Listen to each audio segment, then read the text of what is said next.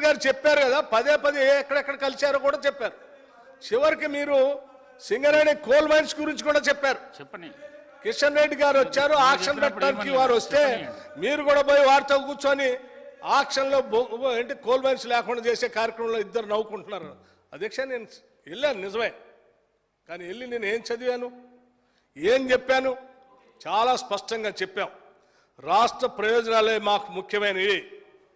ఈ రాష్ట్రంలో సింగరేణి పరివాహక అంటే గోదావరి పరివాహక ప్రాంతంలో ఉన్నటువంటి కోల్ బ్లాక్స్ అన్నింటినీ కూడా ఆక్షన్ పెట్టకుండా సింగరేణికి మీరు ఇవ్వాల్సిందిగా అధికారికంగా నేను చదివి వినిపిస్తున్నా అని చెప్తూ ఇంకో విషయం కూడా చెప్తా ఉన్నాను. అధ్యక్ష, మీరు చెప్తా ఉన్నారు కాబట్టి మళ్ళీ చెప్తా ఉన్నాను. అసలు అధ్యక్ష, ఈ రాష్ట్రంలో సింగరేణి కోల్ బ్లాక్స్ కానీ లేకపోతే మిగతా కోల్ బ్లాక్స్ కానీ ఆక్షన్ పెట్టడానికి కారణం ఎవరు అధ్యక్ష? మీరు కదా. 2015లో ఎంఎండిఆర్ బిల్లు పార్లమెంట్లో పెట్టినప్పుడు ఆ బిల్లుకి టీఆర్ఎస్ పార్టీకి సంబంధించిన పార్లమెంట్ సభ్యులు మీరు అందరూ మద్దతు ఇచ్చి ఆ బిల్లు పాస్ కావటం వల్లే ఈరోజు దేశంలో ఆక్షన్ జరుగుతోంది. ఆక్షన్ జరుగుతుందంటే కారణం మీరు. అది మీరు రాష్ట్ర ప్రజలను తప్పుదోవ పట్టించడం కోసం ప్రయత్నం చేస్తూ ఇంకా మీరు పోయారు అని మాట్లాడుతున్నారు. ఇది ఎట్లా అధ్యక్ష? ఇది కరెక్ట్ కాదు. అట్లాగే జిఎస్టీ సపోర్ట్ చేశారు, డిమానిటైజేషన్ చేశారు, ఇక 7 మండలాల గురించి చెప్పారు. అధ్యక్ష, మేము చాలా గొప్పగా చేశామని. అధ్యక్ష, ఏం చేశారు మీరు? ఏం చేశారు? జయరాం రమేష్ గారు, మీరు అవగాహనతో మాట్లాడాలి. ఒక్కసారి జయరాం రమేష్ గారు తయారు చేసిన బిల్లును ఒకసారి చదవండి.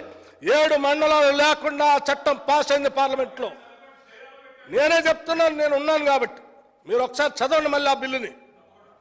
బిల్లు ప్రవేశపెట్టిన దాంట్లో ఏపీ రీఆర్గనైజేషన్ సంబంధించిన బిల్లు పాస్ అయిన దాంట్లో 7 మండలాలు తొలగించి బిల్లు పాస్ చేశారు. అధ్యక్ష, 7 మండలాలు తెలంగాణకి ఉంచారు. రాష్ట్ర విభజన జరిగింది, మీరు ముఖ్యమంత్రి అయ్యారు. చాలే, నేను ముఖ్యమంత్రి అయ్యాను, ఆ పాప అమాయకులైన గిరిజనులు 2 లక్షల ఎకరాలు పోయినా పర్లేదు, 7 మండలాలు ఏమైనా పర్లేదు అని చెప్పి గాలికి వదిలేశారు. వాళ్ళు అమెండ్మెంట్, వాళ్ళు ఏంటి ఆర్డినెన్స్ తీసుకొని వచ్చి 7 మండలాలు అప్పనంగా ఆంధ్ర కలిపితే కనీసం మాట మాత్రమే మాట్లాడలేదు. ఏదో తూతూ మంత్రంగా ఒక రిజల్యూషన్ పాస్ చేసి గాలికి వదిలేశారు తప్ప మీరు ఆ తర్వాత ఏం చేశారు? అసలు దాని మీద 10 ఏళ్ళు ఎప్పుడైనా ఢిల్లీ పోయారా? మీరు రిజల్యూషన్లో ఏం చెప్పారు? నేను ఆ రోజు అక్కడే కూర్చొని మాట్లాడాను. మీరేం చెప్పారు రిజల్యూషన్లో? రిజల్యూషన్ పాస్ అయిన తర్వాత సభలో ఉన్నటువంటి అన్ని పక్షాలను తీసుకొని ఢిల్లీ పోతా ఉన్నారు. ఢిల్లీలో పెద్ద ఎత్తున యుద్ధం చేద్దాం ఉన్నారు. చేశారా? తీసుకెళ్లారా? కనీసం మీరు పోయి ఎప్పుడైనా రిప్రజెంట్ చేశారా? లేదే.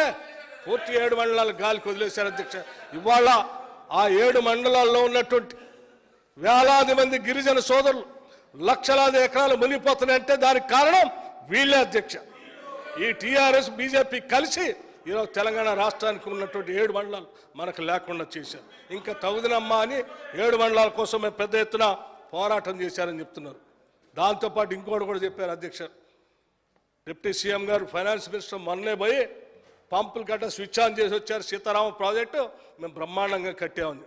ఏం కట్టారు అధ్యక్ష? సీతారామ ప్రాజెక్టు మీరు బ్రహ్మాండంగా కట్టారా?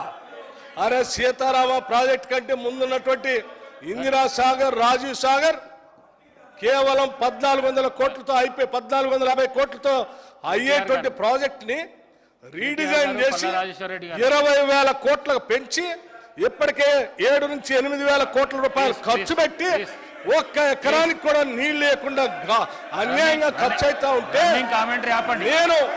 నేను ఉప ముఖ్యమంత్రిగా, ఫైనాన్స్ మినిస్టర్గా, వ్యవసాయ శాఖ మంత్రిగా, ఈ రాష్ట్ర ముఖ్యమంత్రి రేవంత్ రెడ్డి గారు, ఇరిగేషన్ మంత్రి గారు, మీరు అందరూ కూర్చొని ఇంత సీనియర్ శాసనసభ్యులు మీరు కొత్త వారికి ఆదర్శం కావాలి.